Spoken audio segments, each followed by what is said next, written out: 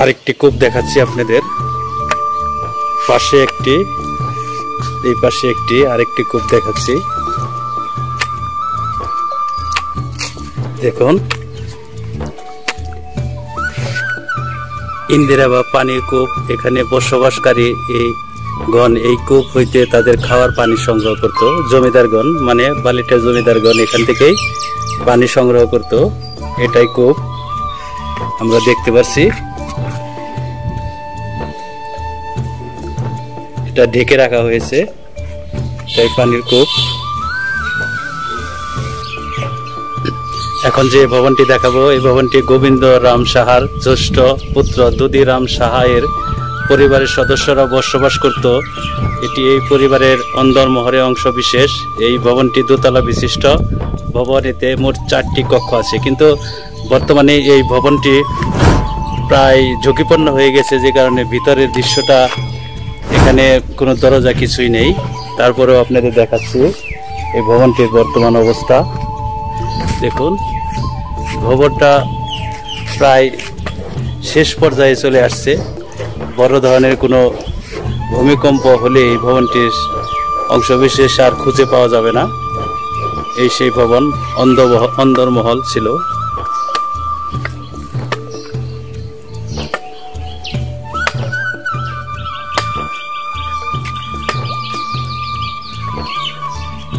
তো আপনাদের নিচের, এই রুমের নিচের আপনাদের দেখাবো যে অন্দরমহলটা আসলে তখনকার সময় কেমন ছিল। এখন তার সেরকম দেখানো যাবে না, কিন্তু এখন ভিতরে যে অবস্থাটা আপনাদের দেখানো সম্ভব হবে। এটা অন্দরমহল ছিল এক সময় বালিটা জমিদার বাড়ির, কিন্তু আজ কালীর সাক্ষী হয়ে থাকা এই ভবনগুলো আস্তে আস্তে প্রায় ধ্বংসের শেষ পর্যায়ে চলে আসছে, শুধু অযত্ন অবহেলার কারণে।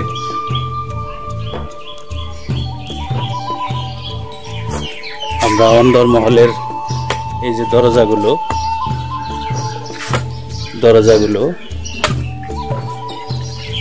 এটা জানালা ছিল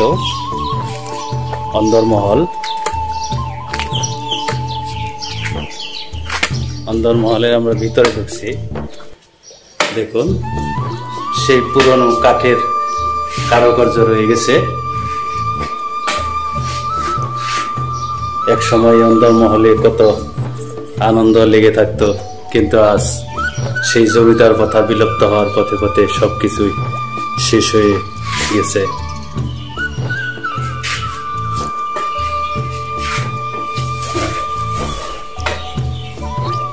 বালিটি জমিদার বাড়ি আসলে এখানে নতুন করে টয়লেটের ব্যবস্থাও আছে।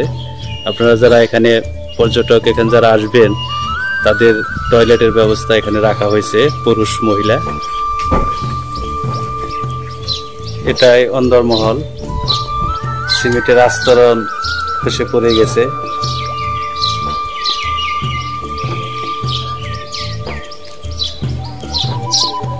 বাংলাদেশের যে কটি জমিদার বাড়ি দেখা গেছে, সবকটি জমিদার বাড়িতেই সুবিশাল দিঘি রয়েছে। বালিটা জমিদার বাড়িতে তার ব্যতিক্রম নেই। আজ নীরব, নিস্তব্ধ, সুন্দর একটি পরিবেশে আপনার বালিয়াটি জমিদার বাড়ির দিঘি আপনারা দেখতে পারবেন। এখন দিঘির কাছে যাচ্ছি।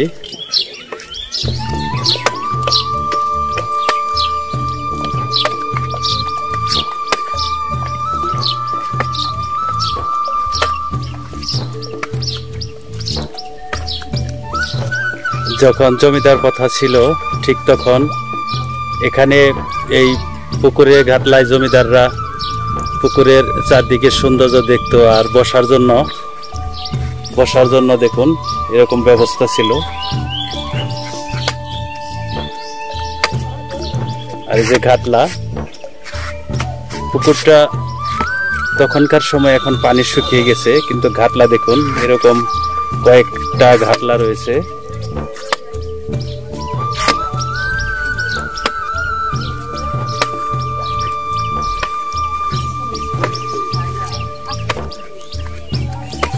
বালিটি জমিদার বাড়িতে অনেক পর্যটক আসে বেড়াতে, ঘুরতে।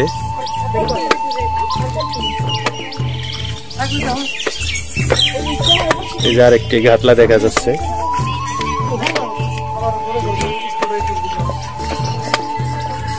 সৌন্দর্য কারুকার্য করে ঘাটলাগুলো তৈরি করা হয়েছিল তখনকার সময়ে। দেখুন কি অপরূপ সৌন্দর্যের ঘাটলা। এরকম বেশ কয়েকটি ঘাটলা রয়েছে যা আপনাদের ঘুরিয়ে ঘুরে দেখাবো।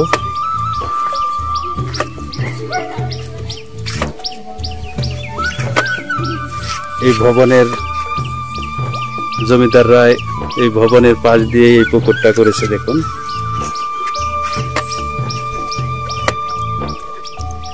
আরেকটি ঘাটলা।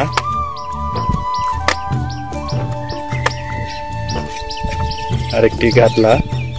এরকম বেশ কয়েকটি ঘাটলা এখানে রয়েছে।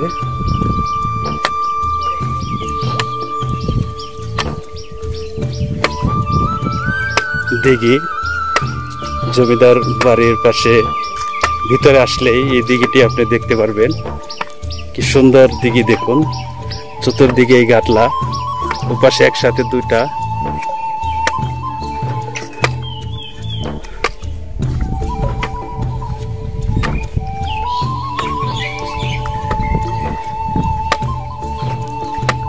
আরেকটি ঘাটলা দেখা যাচ্ছে।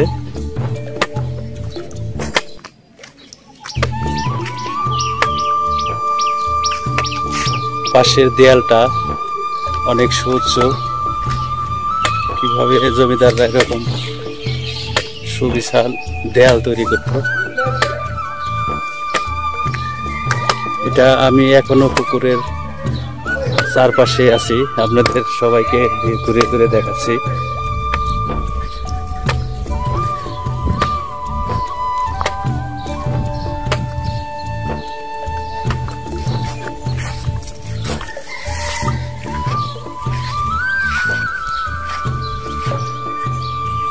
কক্ষগুলো শাহ পরিবারের শৌচাগার ছিল। এগুলো শৌচাগার, জমিদারদের শৌচাগার। দেখুন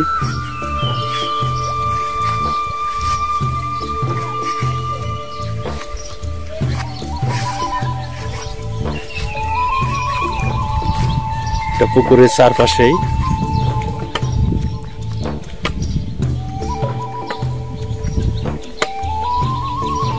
শৌচাগার, এগুলো সবগুলোই শৌচাগার।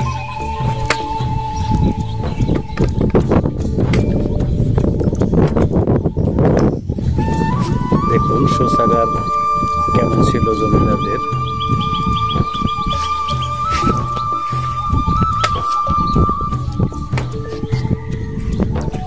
একটু ভিতরে আপনাদের দেখায় শৌচাগার।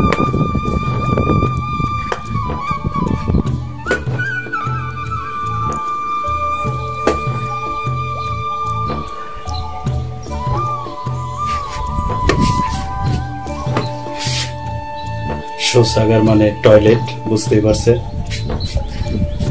জমিদার সময়ে শৌচাগার তৈরি।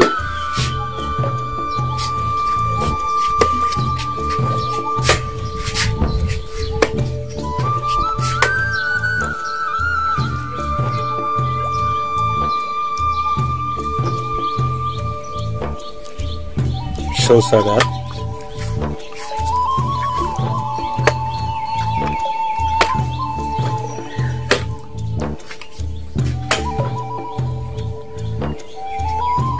এগুলোই জমিদাররা এখানে তাদের পরিবারবর্গ গোসল করত।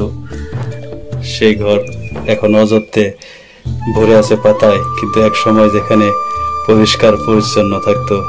আর জমিদার কথা বিলুপ্ত হওয়ার পথে সবকিছু এইভাবে শেষ হয়ে যাচ্ছে। পুকুরের পাশ থেকে আপনাদের পুকুরের ভিউটা আবারও দেখাচ্ছি। মুগ্ধ হয়েছে আমি এই অপরূপ সৌন্দর্য দেখে। বালেটিয়া জমিদার বাড়ির এই পুকুরের সৌন্দর্য যারা এখানে ঘুরতে আসতে চান তারা এই অপরূপ সৌন্দর্য দেখে সত্যি মুগ্ধ হবেন। এখানে অসংখ্য পর্যটক আসে এই বালিয়াটির জমিদার বাড়ি দেখতে। এখানে অসংখ্য পর্যটক আসে। দেখুন পুকুরের ভিউটা দেখাচ্ছি। চতুর্পাশ দিয়ে ঘাটলা তৈরি করা হয়েছে, আর এটা রুমের কাছ থেকে করা হয়েছে। যখনই জমিদারদের পরিবার অথবা জমিদারদের গোসল করতো তারা এখান দিয়ে এই রুম থেকে নেমে গোসল করতো। যারা এখানে বালিয়াটি জমিদার বাড়িতে ঘুরতে আসতে চান তারা এইরকম অপরূপ সৌন্দর্য দেখে আপনার মনকে, পুকুরের সৌন্দর্য দেখে আপনার মনটা সত্যি ভরে যাবে।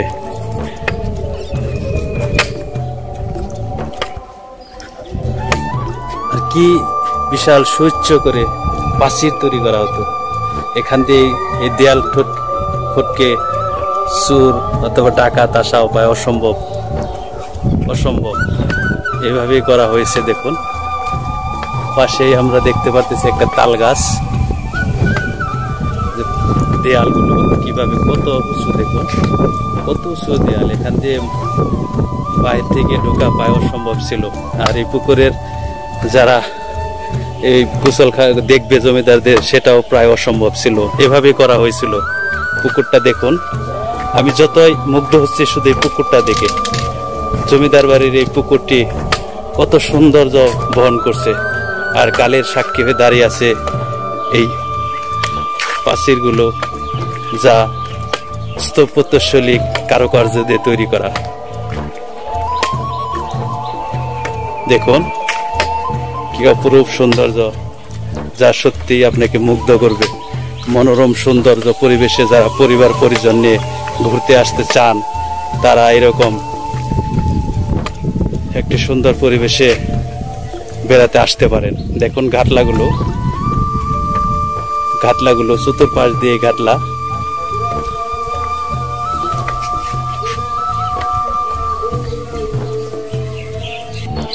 বালিয়াটির জমিদার অসংখ্য, তার এই প্রাসাদের ভিতরে আসলে অসংখ্য কূপের দেখা পাওয়া যায়, যা অন্যান্য জমিদারদের বাড়ির ভিতরে দেখা যায়নি। কিন্তু বালিয়াটি জমিদার বাড়ির এই প্রাসাদের ভিতরে আসলে এরকম কূপের দেখা, অসংখ্য কূপ তারা খনন করেছে। যেরকম পুকুর ঠিক পাশে এরকম কূপ খনন করা হয়েছিল।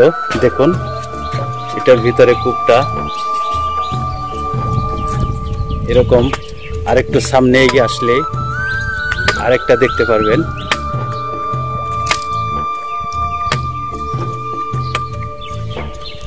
আরেকটা কূপ।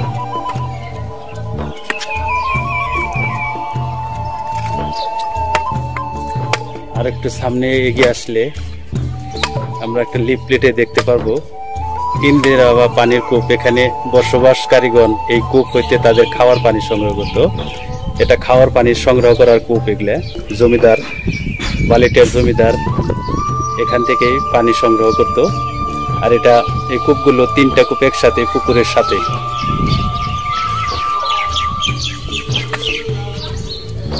পুকুর থেকে একটু সামনে এগিয়ে আসলে এরকম এখন বর্তমানে কিছু কাজ করা হয়েছে, যে কারণে ভিতরে যারা পর্যটক আসে তারা এখানে বসে থাকতে পারে। দেখুন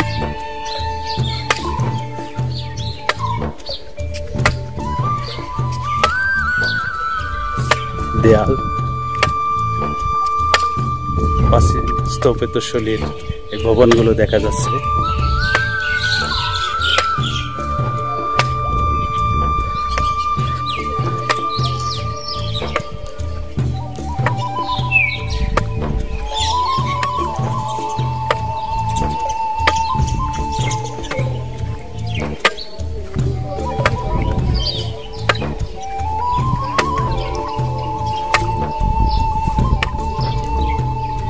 প্রাচীন স্থাপত্যশৈলীর এই ভবনগুলো কালের সাক্ষী দাঁড়িয়ে আছে।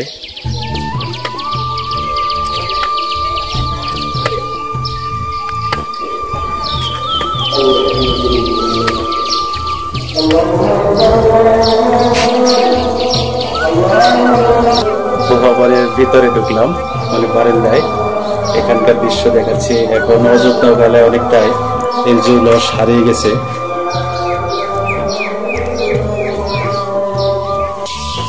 এখন যে ভবনটি দেখাবো, আসুন যে ভবনটি সম্পর্কে জেনে নেই। এই ভবনটি গোবিন্দ রাম সাহার তৃতীয় পুত্র আনন্দ রাম সাহা এবং পরিবারের সদস্যরা বসবাস করত। এটি এই পরিবারের মহল। এই ভবনটি দোতলা বিশিষ্ট ভবন এবং 3 তলায় কিছু কক্ষ আছে। নিচ হইতে 3 তলা পর্যন্ত মোট 50টি কক্ষ আছে। এই ভবনের মাঝখানে একটি উঠান আছে। উঠানের উত্তর পাশে একটি চৌরাস্তা রয়েছে।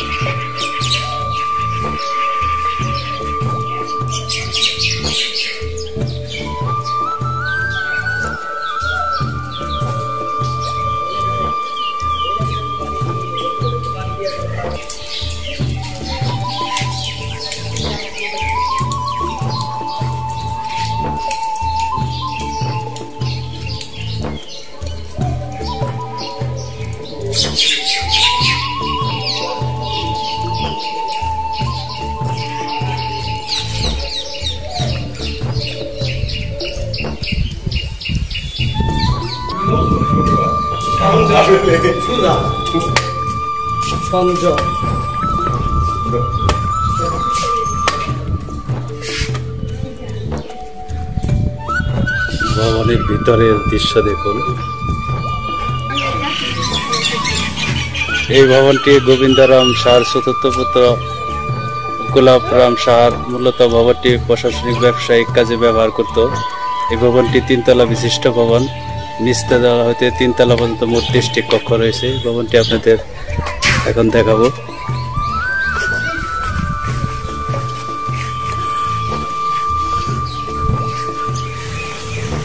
অপরূপ সৌন্দর্য কারুকার্য দিয়ে ভবনগুলো তৈরি করা হয়েছে। এটা ঢোকার গেট দিয়ে ঢোকার প্রথমে এই ভবনগুলো দেখতে পারবেন। প্রত্যেকটি ভবন দেখাবো আপনাদের।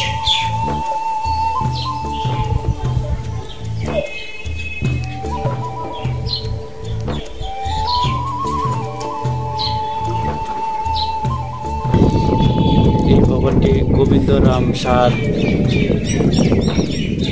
তৃতীয় পুত্র আনন্দরাম সাহার মূলত ভবনটি প্রশাসনিক ব্যবসায়িক কাজে ব্যবহার করত।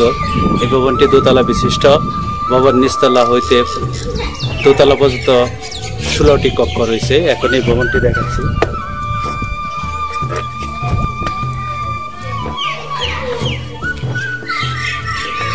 কি সৌন্দর্য, অপরূপ সৌন্দর্য কারুকার্য মিশিয়ে ভবনটি তৈরি করেছে।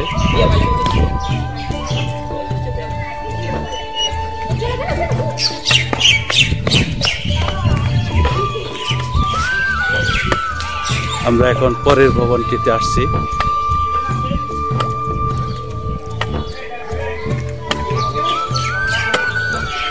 এখনো কালের সাক্ষী হয়ে দাঁড়িয়ে আছে এই ভবনটি।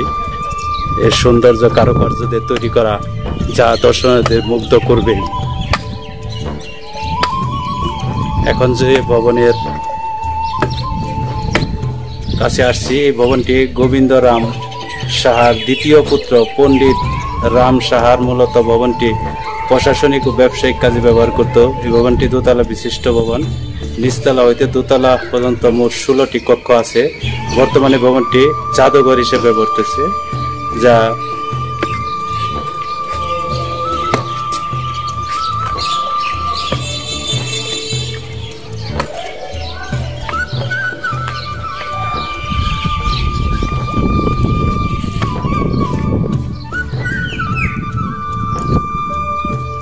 পাশে দেখতে পাচ্ছেন। এখানে যখন জমিদাররা বসবাস করত তখন এখানে পানির ঝর্ণা, বিভিন্ন রকম পানির ঝর্ণা বলতো এখানে, যা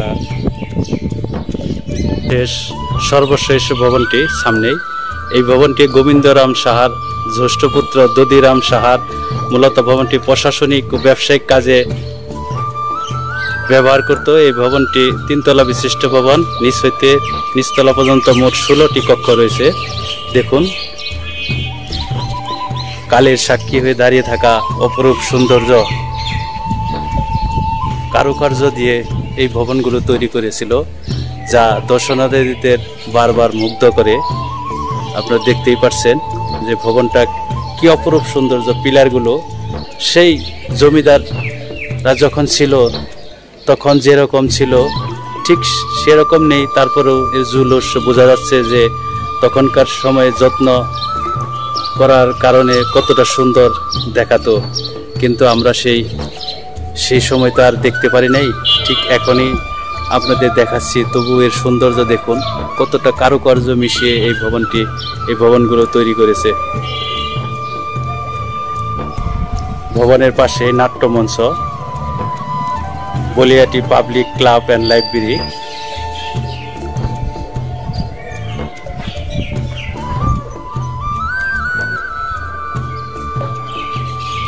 আর এই যে সামনে যে ঘরগুলো দেখতেছেন, এগুলো পাইকার দ্বারা থাকতো এখানে, জমিদার বাড়ির। এগুলো দেখতেছেন এই রুমগুলো।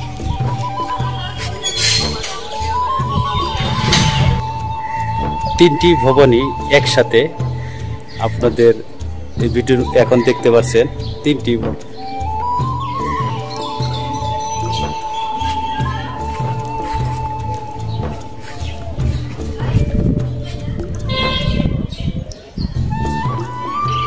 প্রতিদিন এখানে অসংখ্য দর্শনার্থী আসে। আর এই প্রসাদের সামনে, প্রসাদের সামনে জমিদার বাড়ি, বালিয়াটি জমিদার বাড়ির সামনে তারা সেলফি তোলায় ব্যস্ত থাকে।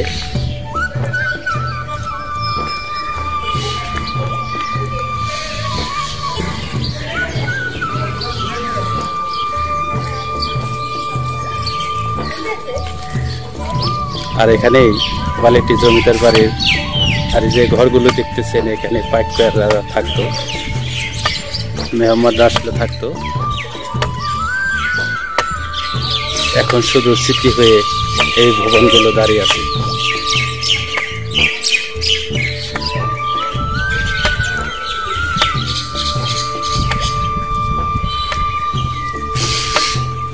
দেখুন, সিংহ মামা ভাস্কর্য উপরে ভাসছে। আর এই রুমগুলোর মধ্যে পাইকার এবং মেহমান আসলে জমিদার বাড়িতে তারা থাকতো।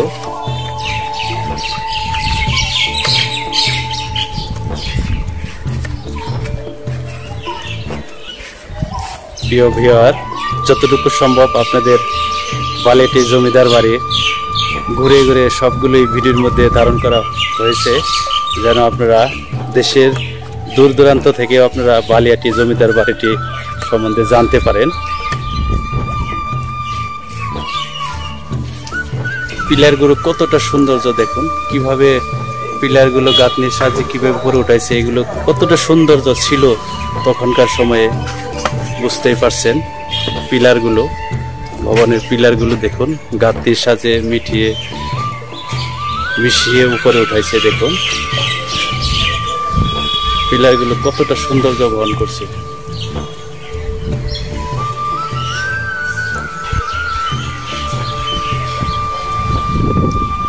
চেষ্টা করেছি আপনাদের বালিয়াটি জমিদার বাড়ির সবগুলো বিষয় তুলে ধরতে। আপনারা অহনা ব্লগ চ্যানেলটি সবাই সাবস্ক্রাইব করবেন। এরকম নতুন নতুন ভিডিও আপনাদের মাঝে তুলে ধরব।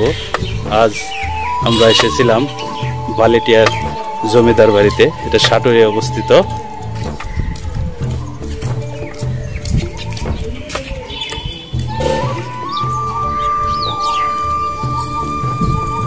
যতই দেখছি ততই মন ভরে যাচ্ছে। এই জমিদারের প্রাসাদের সামনের থেকে মন চলে যেতে চায় না। প্রিয় ভিউয়ার, যারা আপনারা এখানে ঘুরতে আসবেন আপনারাও মুগ্ধ হবেন এই ভবনগুলোর অপরূপ সৌন্দর্য দেখে।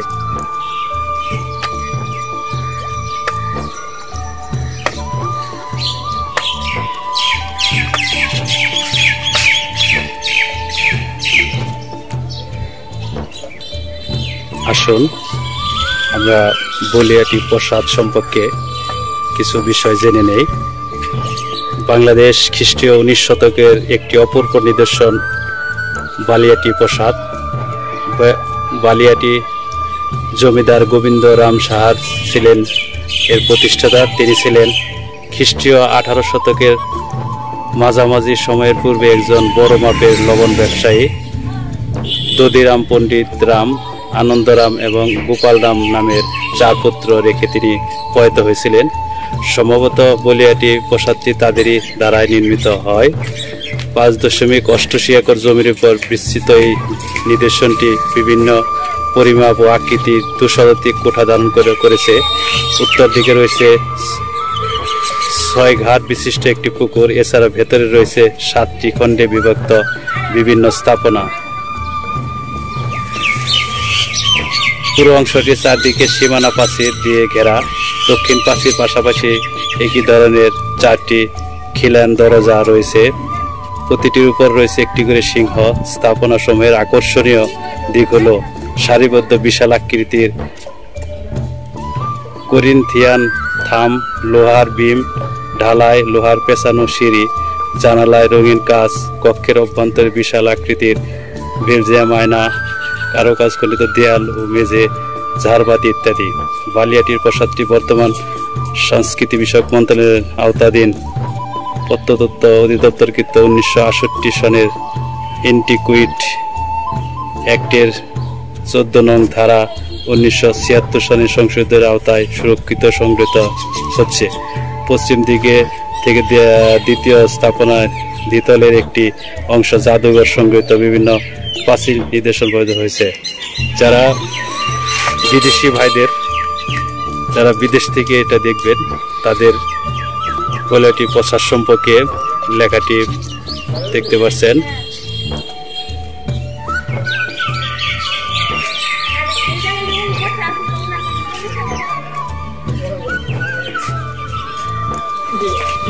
সামনে ঢোকার গেটের সাথে আরেকটি সুন্দর পুকুর দেখতে পারবেন বলিয়াটি জমিদার বাড়ির।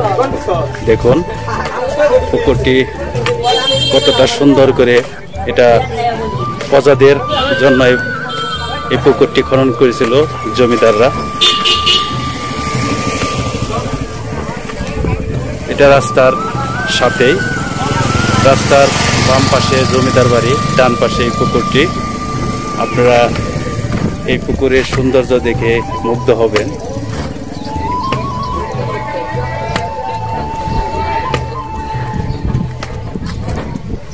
দেখুন ঘাটলা, জমিদার বাড়ির সামনেও পুকুরটিতেও সুন্দর কারুকার্য দিয়ে ঘাটলা তৈরি করা হয়েছিল, যা এখন বর্তমানে জনগণ এখানে গোসল করে, দেখতেই পারছেন।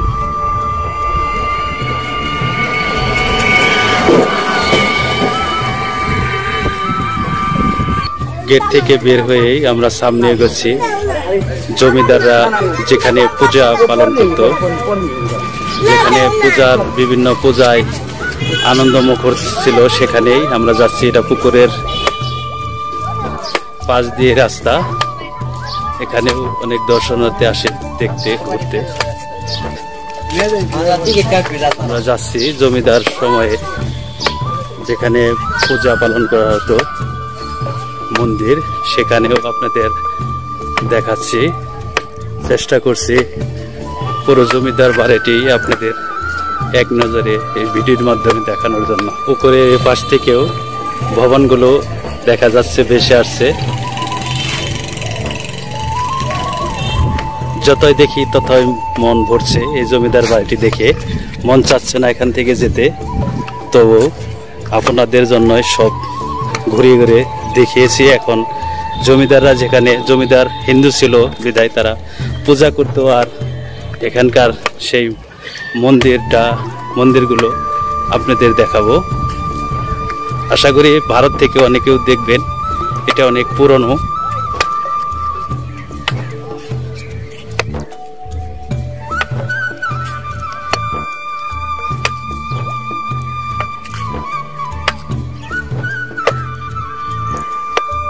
পাশে এটা মন্দির।